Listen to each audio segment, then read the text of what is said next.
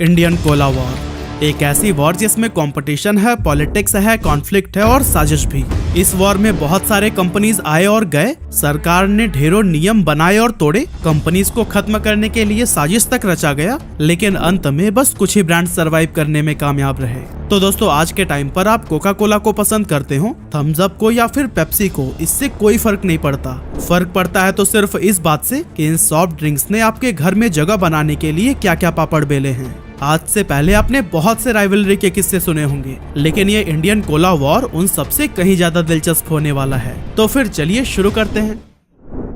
अब दोस्तों, बहुत सारे लोगों को लगता है कि इंडिया में सॉफ्ट ड्रिंक की शुरुआत तब हुई थी जब कोका कोला और पेप्सी आए थे, लेकिन असलियत यह है कि इंडिया में इस तरह के ड्रिंक्स की शुरुआत कोका कोला के इन्वेंशन से पहले ही हो गई थी। क्योंकि जहां कोका कोला ने अपनी फर्स्ट ड्रिंक 1886 में सर्व की थी, वहीं इंडिया के अंदर 1837 में ही मुंबई के अंदर एक केमिस्ट हेनरी रॉजर्स ने रॉजर्स नाम के एक क्लब सोडा को बनाकर बेचना शुरू कर दिया था। जल्द ही ये कोल्ड ड्रिंक इंडियंस को खूब पसंद आने लगा, जिसके बाद से रॉजर्स मुंबई के हर बार, होटल, रेस्टोरेंट और क्लब की शान बन गया था। लगभग 28 सालों तक रॉजर्स सोडा मार्केट का इकलौता किंग बना रहा, लेकिन 1865 में इसका पहला कॉम्पिटिटर मार्केट में एंटर हुआ, जिसका नाम था पलंजी सोडा। ये सोडा लॉन्च होते ही पूरे मार्केट में छा गया, क्योंकि इसका रसबेरी फ्लेवर लोगों को बहुत पसंद आया। अब जब इन दोनों ड्रिंक्स की सक्सेस को कुछ पारसी बिजनेसमैन ने देखा, तो उन्होंने सोचा कि क्यों ना हम भी खुद का कार्बोनेटेड ड्रिंक्स बनाकर बेचें। और फिर इसी सोच के साथ उन्होंने 1884 में अर्धसिर सोडा को लॉन्च किया, जो कि पलंजी सोडा को डायरेक्टली कॉम्पिटिट कर रहा था, और ये भी मार्केट में काफी पॉपुलर हुआ। और हाँ, इसी बीच 1889 में ड्यूक सोडा को भी लॉन्च किया गया था, जो कि अगेन एक सक्सेस साबित हुआ था। अब दोस्तों, इस टाइम तक यूएस के अंदर कोका कोला भी लॉन्च हो चुका था, जो कि अमेरिकन के बीच में काफी पसंद किया जा रहा था, जिसके बाद से कोका कोला ने यूएस से निकलकर बाकी के कंट्रीज में भी अपने पैर जमाने शुरू कर दिए। लेकिन दोस्तों, इंडियन मार्केट में एंटर करने में उन्हें अभी भी 2-3 डेकेड्स लगने वाले थे। इसी बीच इंडिया में कई सारे लोकल सोडा ब्रांड आ चुके थे। इसके अलावा गोली सोडा या बांटा लगभग हर छोटे से लेकर बड़े शहरों में बहुत ही वाइडली मिलने लगा था, जिसके बाद से सोडा मार्केट में पहले के मुकाबले काफी ज्यादा कंपटीशन बढ़ गया। अब अगर हम सीधे आजादी के बाद के भारत पर आएं, तो उस समय कोका कोला को इंडियन मार्केट में एंटर होने की एक बहुत बड़ी अपॉर्चुनिटी दिखी। और बिना इस बात को जाने कि इंडिया में पहले से ही लोकल ब्रांड्स के बीच एक कोला वॉर चल रहा है, इसने भी 1950 में दिल्ली के अंदर अपना प्लांट ओपन कर दिया। लेकिन दोस्तों, जब सॉफ्ट ड्रिंक मार्केट में इतने सारे प्लेयर्स उतर रहे हो, तो भला पार्ले कैसे पीछे रह जाता। कई सारे पॉपुलर प्रोडक्ट्स लॉन्च करने के बाद पार्ले ने सोचा कि क्यों ना आप सॉफ्ट ड्रिंक में भी अपनी किस्मत आजमाई जाए। इसीलिए पार्ले ने उसी साल खुद का कोला लॉन्च कर दिया, जिस साल कोका कोला इंडिया में आया था। अब पार्ले भारत में एक जाना माना ब्रांड था, जिसे इंडियंस खूब पसंद भी किया करते थे। इसीलिए कोका कोला को यह समझते देर नहीं लगी कि पार्ले से उसे भारी कंपटीशन मिलने वाला है। लेकिन एक चीज जिसने कोका कोला के झल्लाहट को बढ़ा दिया था, वो था पार्ले के सॉफ्ट ड्रिंक का नाम और पैकेजिंग। असल में पार्ले ने इस सॉफ्ट ड्रिंक का नाम अपने फ्लैगशिप प्रोडक्ट पार्ले जी ग्लूकोज बिस्किट के तर्ज पर ग्लूको कोला रखा था, जो दिखने में कोका कोला से काफी सिमिलर लगता था। और हाँ, पार्ले ने फॉन्ट भी लगभग सेम कोका कोला की तरह ही यूज किया था। ऐसे में कोका कोला को लगने लगा कि इस नाम की वजह से लोगों में कंफ्यूजन क्रिएट होगी और उसके ग्राहक ग्लूको कोला की तरफ शिफ्ट हो सकते हैं। इसीलिए उसने पार्ले पर नाम बदलने के लिए केस फाइल कर दिया। अब केस की वजह से पार्ले ने ग्लूको कोला का नाम तो बदल दिया, लेकिन इससे कोका कोला की प्रॉब्लम का कोई सोल्यूशन नहीं निकला, क्योंकि पार्ले ने अपनी इस ड्रिंक का नाम बदलकर पार्ले कोला कर लिया था, जो कि अभी भी कोका कोला से काफी सिमिलर ही था। खैर, इस विवाद की वजह से इन दोनों कंपनीज के बीच लगभग 2 सालों तक टसल चलता रहा, और आखिरकार पार्ले ने हार मानते हुए सॉफ्ट ड्रिंक मार्केट को अलविदा कह दिया। लेकिन दोस्तों, ये पार्ले सॉफ्ट ड्रिंक मार्केट का अंत नहीं था, बल्कि वो कुछ ऐसा प्लान कर रहा था जिसके जरिए वो इस मार्केट में भी बना रहे और कोका कोला को डायरेक्ट कॉम्पिटिट भी ना करे। इसके लिए 1952 में उसने अपना ऑरेंज फ्लेवर्ड सोडा लॉन्च किया, जिसका नाम रखा गया था गोल्ड स्पॉट। हालांकि ये ऑरेंज कलर का बेवरेज बच्चों के बीच तो खूब पसंद किया गया, लेकिन ये यंगस्टर्स के बीच में कोई खास पहचान नहीं बना सका, और इसी वजह से अगले एक दशक तक कोका कोला ही ज्यादातर इंडियंस की पहली पसंद बना रहा। हाँ, कोका कोला को टक्कर देने के लिए उसका सबसे बड़ा कॉम्पिटिटर पेप्सी भी अब इस मार्केट में आ चुका था, लेकिन फिर भी यह ब्रांड लोगों के बीच कोका कोला के क्रेज को कम करने में नाकामयाब रहा, और इसी वजह से पेप्सी के लॉसेस लगातार बढ़ते चले गए, और आखिरकार 1962 में इसने इंडिया से एग्जिट ले लिया। इधर पार्ले भी समझ चुका था कि कोका कोला की मार्केट को डिसरप्ट करना बहुत ज्यादा मुश्किल है, इसीलिए पार्ले कोला के बाद से पार्ले कंपनी ने फिर कभी भी अपना कोई कोला फ्लेवर ड्रिंक लॉन्च नहीं किया, बल्कि पार्ले गोल्ड स्पॉट की पॉपुलैरिटी के बाद 1971 में लिम्का को बाजार में उतारा गया, जो कि एक लेमन फ्लेवर्ड सॉफ्ट ड्रिंक था। अब क्योंकि भारत के हर गली नुक्कड़ पर गर्मियों में नींबू पानी पीने वालों की भीड़ लगी ही रहती है, ऐसे में लिम्का ने काफी तेजी से मार्केट पकड़ ली और खास करके इस सॉफ्ट ड्रिंक को महिलाएं काफी पसंद करती थी। वहीं दूसरी तरफ अगर देखें तो कोका कोला अपने एक अलग ही सेगमेंट यानी कोला फ्लेवर में मार्केट का किंग बना रहा। अब दोस्तों यहाँ तक तो कोका कोला खूब प्रॉफिट कमा रहा था और इंडिया में बहुत ही मजबूती से अपने पैर जमा चुका था, लेकिन फ्यूचर में उसके साथ कुछ ऐसा होने वाला था जिसने उसे जड़ से उखाड़ फेंका और इंडिया में उसका सालों का बनाया साम्राज्य पल भर में तबाह हो गया। असल में 1973 के आसपास देश फाइनेंशियल क्राइसिस से गुजर रहा था, इसीलिए उस समय की प्राइम मिनिस्टर इंदिरा गांधी ने फॉरेन एक्सचेंज रेगुलेशन एक्ट यानी कि फेरा को इंडिया में लागू किया ताकि हमारे देश का पैसा ज्यादा मात्रा में बाहर ना जा पाए। फेरा के अकॉर्डिंग जो भी फॉरेन कंपनीज इंडिया में अपना बिजनेस ऑपरेट कर रही हैं, उनके लिए रूल बनाया गया कि वो 40% से ज्यादा स्टेक देश में नहीं रख सकती हैं। अब दोस्तों कोका कोला 100% फॉरेन इक्विटी के साथ अपना बिजनेस रन कर रहा था, इसीलिए उसके सामने 60% छोड़ने का चैलेंज आ खड़ा हुआ। एक्चुअली इंडियन मार्केट में सरवाइव करने के लिए कोका कोला ने लगभग 2 दशक तक अपना पैसा और पूरा एफर्ट डाला था, तब जाकर उसकी ये लेगेसी कायम हो सकी थी। ऐसे में सारे मेहनत पर पानी फेरकर इंडिया से वापस जाना उसके ऑप्शन में ही नहीं था, इसीलिए कंपनी ने सरकार के साथ नेगोशिएशन करना शुरू कर दिया। अभी सरकार को मनाने का खेल चल ही रहा था, तभी 25 जून 1975 को देश में इमरजेंसी लागू हो गई और इस पर होने वाला फैसला कुछ समय के लिए थम सा गया। इस टाइम तक सॉफ्ट ड्रिंक मार्केट में 2 ही बड़े प्लेयर थे, जिसमें पहले नंबर पर आता था कोका कोला एंड सेकंड पर पार्ले। लेकिन सरकार के दबाव के बाद कोका कोला अपना मार्केट शेयर कुछ हद तक कम करने लगा था, जिस वजह से पार्ले को अपना शेयर बढ़ाने का मौका मिल गया। इसी बीच 1976 में पार्ले ने अपना मैंगो फ्लेवर वाला सॉफ्ट ड्रिंक लॉन्च कर दिया, जिसका नाम था माजा। माजा मार्केट में आते ही इतना बड़ा हिट साबित हुआ कि उसकी लेगेसी आज भी कायम है। खैर वापस चलते हैं 1976 में, तो उस समय हमारा देश बहुत तरह की पॉलिटिकल टेंशन से गुजर रहा था। जब इमरजेंसी हटी, इलेक्शन हुए, तो फिर नई सरकार सत्ता में आई और फिर मोरारजी देसाई देश के नए प्राइम मिनिस्टर बनाए गए। साथ ही जॉर्ज मैथ्यू फर्नांडिस ने यूनियन मिनिस्टर फॉर इंडस्ट्रीज का पद संभाला, जिसके बाद से कोका कोला की प्रॉब्लम घटने की जगह और भी ज्यादा बढ़ गई, क्योंकि नई सरकार लोकल ब्रांड्स को प्रमोट करना चाहती थी। इसीलिए उन्होंने कोका कोला से कहा कि अगर वो इंडिया में रहना चाहते हैं तो अपना स्टेक कम करके 40% कर दें और बाकी के 60% किसी लोकल पार्टनर को दे दें। इतना ही नहीं, कोका कोला से उनके सॉफ्ट ड्रिंक बनाने का सीक्रेट फार्मूला भी सरकार द्वारा मांगा गया। अब दोस्तों अगर बात सिर्फ 40% स्टेक की होती तो शायद कोका कोला मान भी जाता, लेकिन अपने सीक्रेट फार्मूला को शेयर करने से अच्छा उसने इंडिया को अलविदा कहना समझा। इधर सरकार भी जानती थी कि चाहे कुछ भी हो जाए, पर कोका कोला कभी भी अपना सीक्रेट फार्मूला नहीं देगा और इस तरह से वो देश छोड़ने पर मजबूर हो जाएगा। एंड में यही हुआ और 1977 में कोका कोला भारत से अपने ऑपरेशंस को बंद करके चला गया।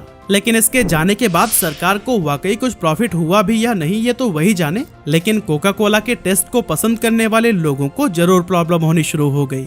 इसका असर ये हुआ कि कोका कोला बांग्लादेश से स्मगल होकर इंडिया आने लगा और यहाँ उसे लोगों ने 3 गुना कीमत पर बेचना शुरू कर दिया। अब जब सरकार ने इन प्रॉब्लम्स को देखा तो उसे ख्याल आया कि क्यों ना कोका कोला के प्रति पब्लिक के इस डिमांड को हम खुद ही पूरा करें। इसीलिए उन्होंने कोका कोला के तर्ज पर अपना खुद का कोला ब्रांड लॉन्च किया, जिसका नाम था 77 और इसे उस समय सरकारी कोला या 77 के नाम से भी जाना जाता था। 77 को मैसूर के central food technological research institute यानी CFTRI ने डेवलप किया था, जो वैसे तो कोका कोला के अल्टरनेटिव के रूप में बनाया गया था, लेकिन इसका टेस्ट कोका कोला के आसपास भी नहीं था। इसी वजह से इस सॉफ्ट ड्रिंक को कोई खास पॉपुलैरिटी नहीं मिल सकी, यानी कि सरकार कोका कोला का अल्टरनेटिव पेश करने में फेल हो चुकी थी और लोगों के बीच इसकी डिमांड वैसे ही बनी रही। इसके अलावा कोका कोला के इंडिया से जाने के बाद प्योर ड्रिंक्स नाम की एक ऐसी कंपनी थी जो कि बंद होने की कगार पर पहुंच गई थी, क्योंकि ये कोका कोला की बॉटल्स को मैन्युफैक्चर किया करती थी। साथ ही कंपनी की टोटल मार्केटिंग, सेल्स और एडवर्टीजमेंट का काम भी यही संभालती थी। अब जब प्योर ड्रिंक्स के मालिक चरणजीत सिंह ने लोगों के बीच कोका कोला के क्रेज को देखा तो उन्होंने अपनी खुद की कोला ड्रिंक्स लॉन्च करने की सोची, लेकिन जिस तरह से लोगों ने 777 को नकार दिया था, प्योर ड्रिंक्स को भी डर सताने लगा कि कहीं उनके साथ भी ऐसा ही ना हो जाए। पर जैसा कि कंपनी पहले से ही बंद होने के कगार पर थी, ऐसे में रिस्क लेना तो बनता था। इसीलिए 1977 में प्योर ड्रिंक्स ने कैंपा कोला को लॉन्च किया, जिसने इस पूरे मार्केट को ही चेंज करके रख दिया। कैंपा कोला का टेस्ट लोगों को खूब पसंद आया और ये लॉन्च होते ही पूरे इंडियन मार्केट में पॉपुलर हो गया। इधर पार्ले, जो हमेशा कोका कोला की मार्केट से दूर रहता था, जब उसने देखा कि कोका कोला इंडिया छोड़कर जा चुका है, ऐसे में उसे मार्केट के अंदर एक बहुत बड़ी उम्मीद दिखाई दी और 1977 में ही इसने भी अपनी एक नई ड्रिंक थम्स अप को लॉन्च कर दिया, जिसे कैंपा की तरह ही काफी पसंद किया गया। लेकिन दोस्तों, इस प्रोडक्ट की सफलता के पीछे का रीजन ये बिल्कुल भी नहीं था कि इसने कोका कोला की रेसिपी को डिकोड करके उससे सिमिलर कोला बना लिया था, बल्कि थम्स अप इंडियंस की टेस्ट के अकॉर्डिंग लोकल स्पाइसेस और इंग्रेडिएंट्स को मिलाकर बनाया गया था। अब थम्स अप मार्केट में कैसा परफॉर्म करेगा, इसका अंदाजा कंपनी को भी नहीं था। लेकिन कमाल की बात तो ये है कि इसके कोला फ्लेवर्ड इंडियन टेस्ट ने लोगों को काफी सेटिस्फाइड किया और इस तरह से पार्ले का ये प्रोडक्ट इंस्टेंट हिट साबित हो गया। अब मार्केट में दो प्लेयर्स थे जो कि एक दूसरे को टक्कर दे रहे थे। पहला था थम्स अप और दूसरा कैंपा कोला। ऐसे में कैंपा कोला इस मार्केट का लीडर बनने के लिए सॉफ्ट ड्रिंक का दाम रिड्यूस करके प्राइस वॉर में शामिल हो गया। लेकिन थम्स अप ने एक नई स्ट्रेटेजी अपनाई, जहां उसने प्राइस कम करने की जगह बॉटल के साइज को बढ़ा दिया। यानी कि जो थम्स अप पहले 200 ml में मिला करती थी, वो सेम प्राइस पर 250 ml मिलने लगी और इसे महा कोला के नाम से एडवर्टाइज किया गया। इस छोटे से स्ट्रैटेजी का असर ये हुआ कि कुछ ही सालों में थम्स अप मार्केट का लीडर बन गया और कैंपा कोला अपना मार्केट शेयर लूज करने लगा। 1980s के दौरान कैंपा कोला 777 और ड्यूक्स जैसे ब्रांड्स को पीछे छोड़ते हुए थम्स अप अपनी मोनोपोली क्रिएट कर चुका था। हालांकि इस दौरान कई और भी प्लेयर्स मार्केट में एंटर हुए, जैसे कि डिक्सी कोला, टोरिनो, सोसियो और बोरोंटो वगैरह, लेकिन इनमें से कोई भी थम्स अप के मार्केट शेयर में सेंध नहीं लगा सका। इधर पेप्सी भी बार बार इंडिया में रीएंटर होने की कोशिश कर रहा था, लेकिन हर बार उसकी अपील को सरकार ठुकरा दे रही थी। आखिरकार 5 साल के नेगोशिएशन और पार्लियामेंट में 20 बार डिबेट्स के बाद साल 1988 में राजीव गांधी की सरकार ने पेप्सी को इंडिया में आने के लिए अलाउ कर दिया, क्योंकि देश की फाइनेंशियल कंडीशन बहुत ही ज्यादा खराब होती जा रही थी, लोगों के पास रोजगार नहीं थे और सरकार भी लोन में दबी जा रही थी। ऐसे में अगर बाहर से इन्वेस्टमेंट आता तो फिर देश के डेवलपमेंट में लगाया जा सकता था, साथ ही जॉब क्रिएशन से लोगों का जीवन भी बेहतर होता। अब इसी सोच के साथ राजीव गांधी ने पेप्सी के लिए इंडिया के दरवाजे तो खोल दिए, लेकिन देश में ये घमासान का एक बड़ा मुद्दा बन गया, क्योंकि जॉर्ज मैथ्यू फर्नांडिस, जिन्होंने कोका कोला को बाहर का रास्ता दिखाया था, उन्होंने पेप्सी को भी धमकाना शुरू कर दिया कि अगली सरकार उन्हीं की ही बनेगी और अगर पेप्सी यहाँ आती है तो फिर हम उसे भी देश से बाहर निकाल फेंकेंगे। हालांकि इन सारी धमकियों के बावजूद पेप्सी इंडिया में पंजाब गवर्नमेंट की पंजाब एग्रो इंडस्ट्रियल कॉर्पोरेशन और वोल्टास इंडिया लिमिटेड के साथ ज्वाइंट वेंचर में एंटर कर जाती है, क्योंकि उसे पता था कि अभी इंडियन मार्केट में एक भी फॉरेन ब्रांड नहीं है, इसीलिए एक बहुत ही बड़ी अपॉर्चुनिटी उसके लिए मौजूद है। विदेशी पेप्सी को देसी रूप देने के लिए उसका नाम लहर पेप्सी कर दिया गया, जो शुरुआत में सिर्फ जयपुर, कानपुर, बेंगलोर और पंजाब में बिका करती थी, लेकिन धीरे धीरे ये बड़े शहरों जैसे कि दिल्ली, बॉम्बे और कलकत्ता में भी पहुंच गई। इधर 1979 में कांग्रेस इलेक्शन हार गई और जनता दल के वीपी सिंह को प्राइम मिनिस्टर बनाया गया, जिसके बाद पेप्सी को डर सताने लगा कि अगर जॉर्ज फर्नांडिस ने फिर से यूनियन मिनिस्टर फॉर इंडस्ट्रीज का पद संभाला तो उनका भी हाल कोका कोला के जैसे ही होगा। लेकिन ये पेप्सी की अच्छी किस्मत ही थी कि इस बार जॉर्ज फर्नांडिस को मिनिस्टर ऑफ रेलवेज का पद सौंपा गया। इसके बाद आया साल 1991, जब इंडियन गवर्नमेंट ने ग्लोबलाइजेशन और लिबरलाइजेशन की शुरुआत की और अपनी डोमेस्टिक मार्केट को बाहरी कंपनीज के लिए ओपन कर दिया। पेप्सी ने भी इसका फायदा उठाते हुए पंजाब एग्रो इंडस्ट्रियल कॉर्पोरेशन और वोल्टास इंडिया के साथ अपना ज्वाइंट वेंचर खत्म कर दिया और 100% इक्विटी के साथ में बिजनेस रन करने लगा। इस तरह उसे बिना किसी दबाव या रिस्ट्रिक्शंस के इंडिया के हर कोने में अपनी सॉफ्ट ड्रिंक्स को बेचने की अपॉर्चुनिटी मिल गई और जल्द ही ये थम्स अप का एक बहुत ही बड़ा कॉम्पिटिटर बन गया। पेप्सी ने एडवर्टीजमेंट के लिए Indian movie star Juhi Chawla को साइन किया, तो वहीं थम्स अप क्रिकेट स्पॉन्सरशिप पर अपनी स्पेंडिंग्स को और भी ज्यादा बढ़ाने लगा था। और दोस्तों, अभी इन दोनों में राइवलरी चल ही रही थी कि साल 1993 में कोका कोला ने इंडिया में दोबारा एंट्री ले ली और ये तीनों कंपनीज आपस में ही भिड़ गई। हालांकि बाद में ये राइवलरी सिर्फ कोका कोला एंड पेप्सी के बीच रह गई, क्योंकि कोका कोला ने पार्ले की, गोल्ड स्पॉट, लिम्का और थम्स अप इन तीनों को ही $60 मिलियन में खरीद लिया था।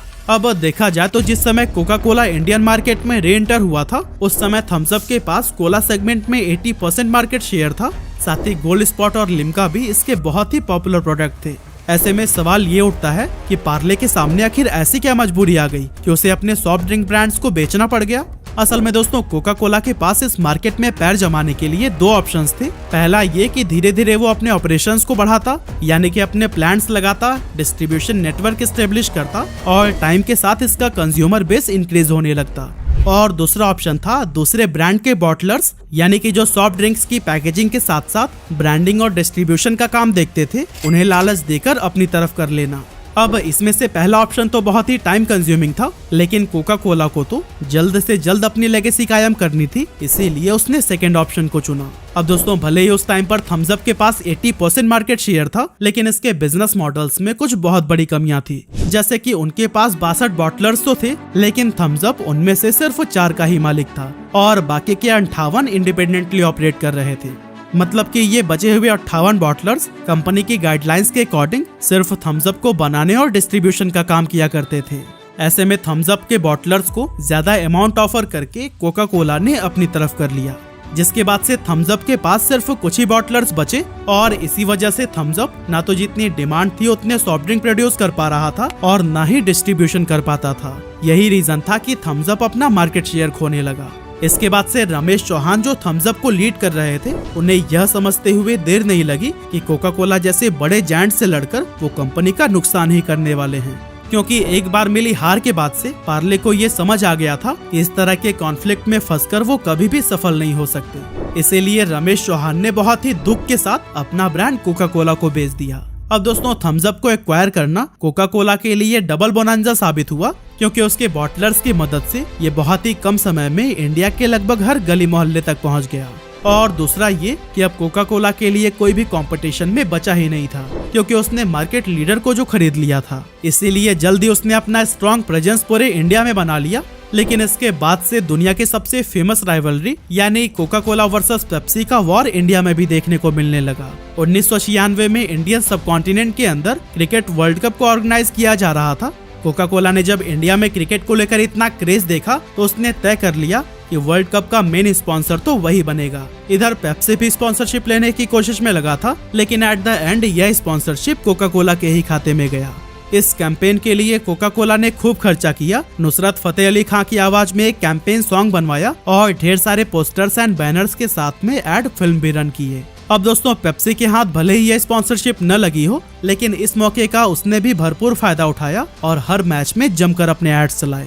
कमाल की बात तो यह है कि पेप्सी ने अपने कैंपेन की टैगलाइन रखी थी नथिंग ऑफिशियल अबाउट इट, जो कि ऑफिशियल स्पॉन्सर कोका कोला पर एक तंज कसा गया था। इन दोनों ब्रांड्स के बीच इस तरह की लड़ाई लगातार चलती रही, क्योंकि एक तरफ पेप्सी सचिन और शाहरुख की पॉपुलैरिटी का फायदा उठाते हुए उनके साथ ऐड कर रही थी, तो वहीं कोका कोला ने आमिर खान को अपना चेहरा बनाया था। और दोस्तों, साल 2000 के बाद से कोई भी नया ब्रांड अब कोला सेगमेंट में उतरने की हिम्मत ही नहीं रखता था, क्योंकि उसे पता था कि पेप्सी या कोका कोला की मार को वो झेल ही नहीं पाएगा। इसीलिए इन दोनों ने एक लंबे अरसे से मार्केट का बड़ा हिस्सा अपने हाथों में ले रखा है। हालांकि करीब 2 डेकेड्स के बाद साल 2016 में बिस्लरी ने फिजी ड्रिंक मार्केट में एंटर करने की सोची और अपने सब ब्रांड बिस्लरी पॉप के थ्रू इसने लिमोनाटा स्पाइसी, पीना कोलाटा और फोंजो नाम की 4 सॉफ्ट ड्रिंक वेरिएंट को लॉन्च किया, लेकिन ये प्रोडक्ट कस्टमर को अट्रैक्ट नहीं कर सकी, इसीलिए जल्द ही इसे बंद कर दिया गया। इसके बाद से साल 2020 में बिस्लरी ने एक बार फिर से लिमोनाटा और स्पाइसी को लॉन्च किया, जहां स्पाइसी को मसाला कोला की तरह एडवर्टाइज किया गया था। हालांकि आप में से शायद ही कुछ ऐसे लोग होंगे जिन्हें कि इस ड्रिंक के बारे में पता हो। ऐसे में आप समझ ही सकते हैं कि इससे कोला सेगमेंट में क्या ही असर पड़ा होगा। इस तरह से आज भी इंडियन मार्केट में पेप्सी और कोका कोला के बीच कोला वॉर जारी है, जिसमें मुकेश अंबानी की सपोर्ट से अब कैंपा कोला भी कूद चुका है, जो कि लंबे समय से गुमनाम था। अब आने वाले समय में यह देखना काफी मजेदार होगा कि फिलहाल की तरह पेप्सी और कोका कोला इस कोला वॉर के विजेता बने रहते हैं या फिर कोई और ब्रांड आकर इनकी बादशाहत को गिराता है। वैसे आपका ओपिनियन क्या है, हमें कमेंट जरूर करिएगा।